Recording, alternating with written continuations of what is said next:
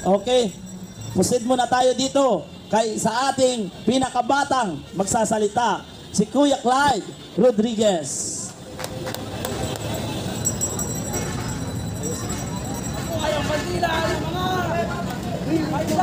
Magandang hapon po sa ating lahat. Mabuhay mga Pilipino. Mabuhay ang mga Pilipinong ninakawan ng gobyerno. Okay, so we need a database where we see all incomings and outgoings. Ay, Wait now. we need to make sure they won't be able to steal. Why? Because because we are once being robbed by those motherfucking government. Ninanakawan nila tayo. Maraming homeless, maraming hindi kumakain, natutulog na hindi kumakain, pero wala silang pakialam sa atin. Mga putang ina nyo! Napatunayan mo nga, Bongbong Marcos, ang people never change. Dahil pinanganak kang bobo, pinalaki kang bobo, mamamatay kang bobo! O papatayin ka naming bobo!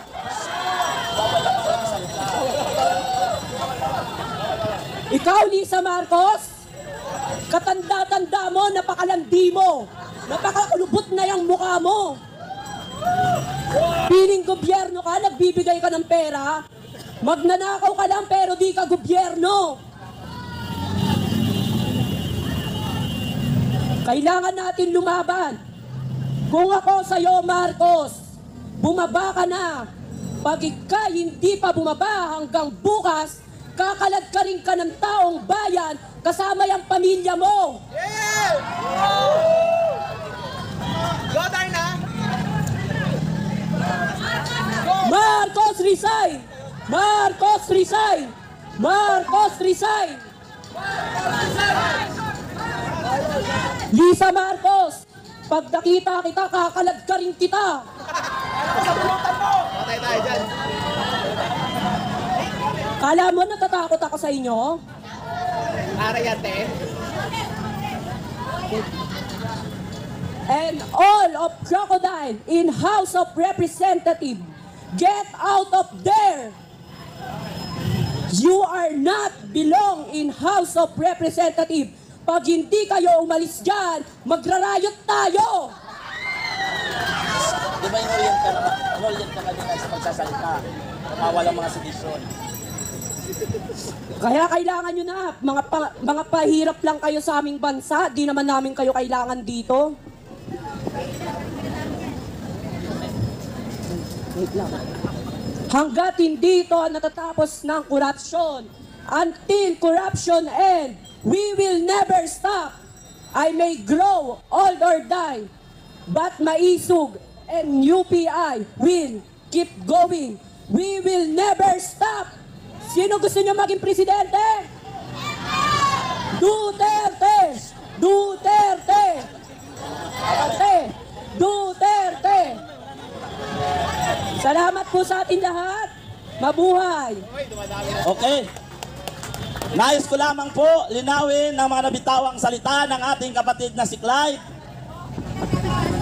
Ang kanya pong mga sinabi ay bugso lamang ng kanyang damdamin at galit sa administrasyon sa kasalukuyan. Ang kanyang lahat na sinabi ay ayon lamang sa kanyang nararamdaman laban sa administrasyon na nangyayari at nakikita niya bilang bata na nakaniniwala sa kasabihan na sila ang pag-asa ng bayan. Ngayon po, sa nais po magsalita rin Mautaring ng Defenders of Nature. Pakinggan po natin. Wala ba tayong mga kamay dyan? Hello. Magandang hapon po sa ating lahat. Unang-una, nagpapasalamat ako sa pagpapaulak sa akin na makapaglahad ng aking nalalaman. At binabati ko kayo sapagkat nasa sa inyong damdamin ang tunay na may malasakit sa ating bayan, no? So, sa pagkakataong ito, ay tinatawagan ko ng pansin ang buong Pilipinas, no? Sapagkat meron pong pagkakataon na dumarating na yun talaga ang panahon. Dumating na po ang panahon na nagkabulgara na, no? Nagkabulgara na ang lahat ng iskandalo, no? Subalit, nandyan ang makinarya ng mainstream media, no? Para hilutin ang laman ng ating utak na hindi tayo makapagdesisyon kung ano ang dapat sa bayan. Ano? Ang kalagayan ng Pilipinas ay sindikato. No? Ano ba itong si Bongbong Marcos na ito? Yes, ma'am, it's me. Nandito. Ano bang gagawin natin dito? Parehasin na lang natin ang laban. Ako po ay dating OFW, si Man.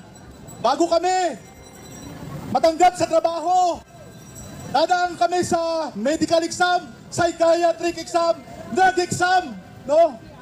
Tapos, meron kami taktang palahon na for observation. 3 buwan o 1 buwan. Ganon din po ang lahat ng mga empleyado, no? Meron po yan taktang panahon na ikaw ay tinanggap sa trabaho. Ikaw ay under observation. Ha? Yan po ang balidad. Yan po ang gawin natin sa lahat ng mga elected officials. Kay Bongbong Marcos, lumabang ka ng parehas. 3 taon. 3 taon ka dyan na under observation. Lumabas na ang iskandalo. No? Na ikaw ay incompetent. Incompetent. No? Inulugbog ang ating bayan.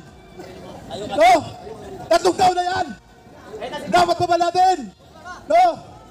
Ang masasabi natin lahat, Bongbong Marcos, si Santi ka na!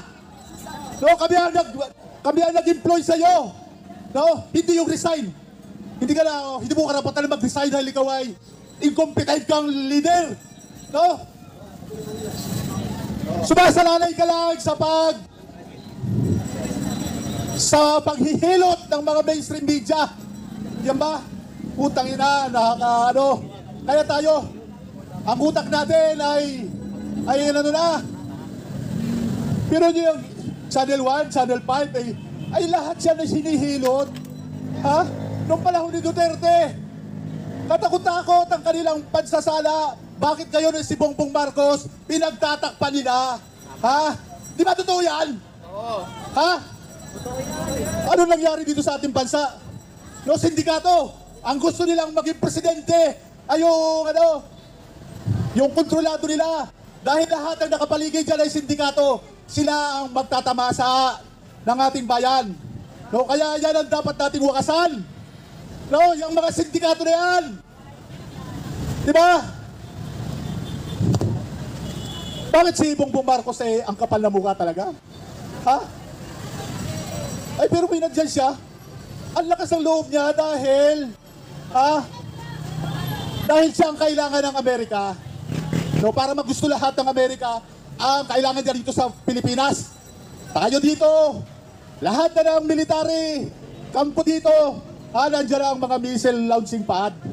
No? Yan ang katunayan dyan. No? Ipinagkanulod ni Bongbong Marcos ang seguridad ng Pilipino. Alam niyo ba kung anong gera ngayon? Puro uulan ng missile. Di ba? Sa Pangulong Duterte, ayaw nila ng Duterte, bro. Ang bayan ng korupsyon, tayo naman ang magpupunin sa bahan ng mamamayan. Sa bahan, hindi na kayang pigilan. Mga kasama, huwag tayong sayanin ang pagkakataon ito. Hindi tayo pinag-pinag pa. At kailan pa?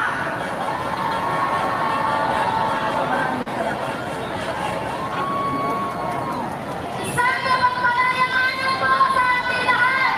Ako si Rainier D. Mula sa Wanda. Ang alyansa ng mga kabataan.